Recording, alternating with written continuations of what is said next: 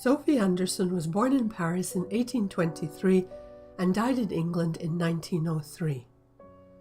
She's associated with the Pre-Raphaelites, a group of British Victorian artists working in the second half of the 19th century.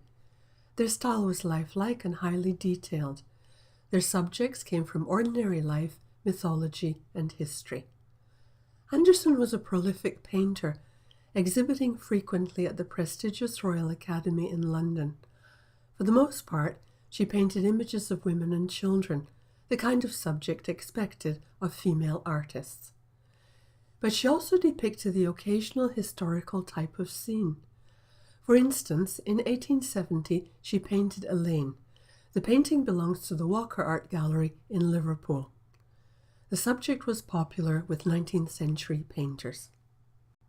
Elaine was a mysterious beauty connected to Camelot, the home of King Arthur, a legendary medieval English ruler.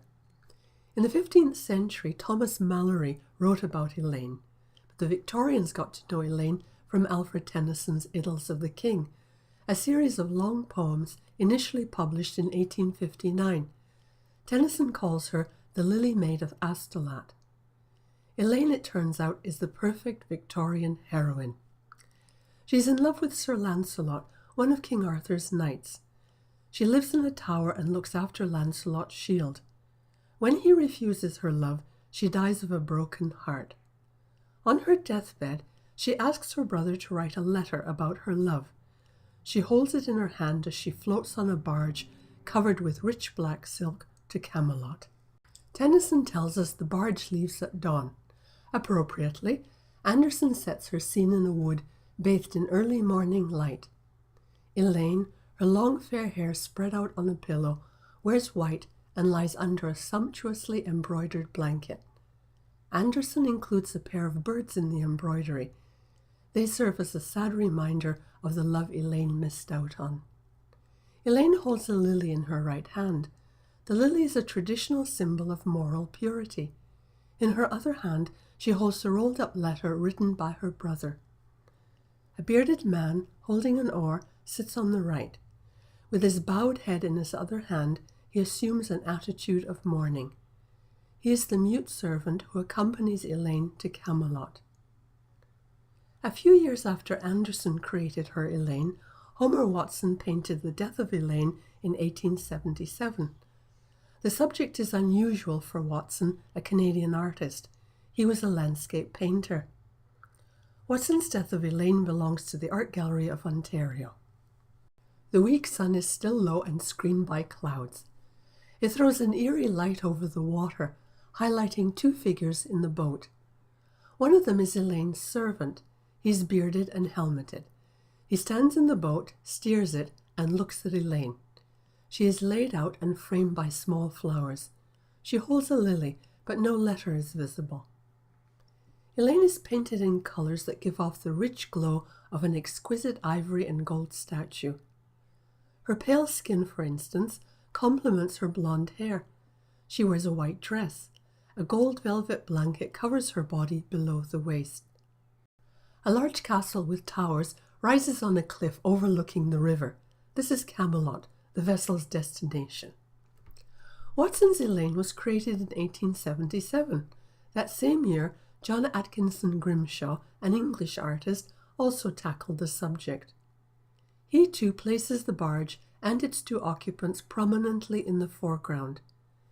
Elaine holds a long-stemmed lily in her right hand and the rolled-up letter that looks decidedly like an old-fashioned scroll in her left. Grimshaw paints the servant in a sketchy way, giving more prominence to the carved dragon on the prow of the barge. For the background, Grimshaw assembles a row of buildings that would not look out of place on a foggy Victorian waterfront. Edmund Blair Leighton painted a more descriptive version of Elaine in 1899. The English artist depicts Elaine in a white dress with lily and letter. A gold blanket decorated with Celtic motifs covers her. She lies on a bed in the barge. Garlands of flowers are draped on the bed. Her servant stands in the barge, holding both oars.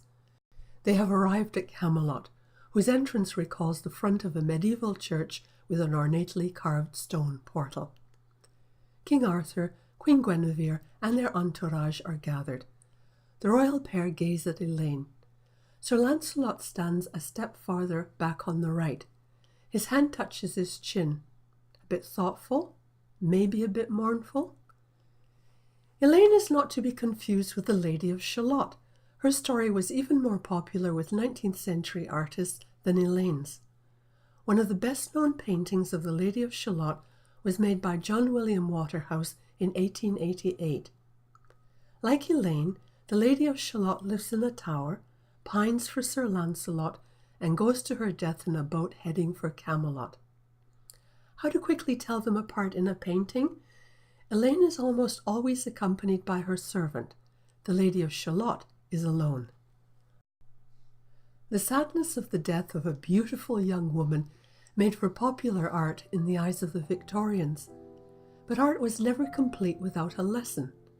Among other things, the story of Elaine reminded impressionable young women about the dangers of falling in love with the wrong man.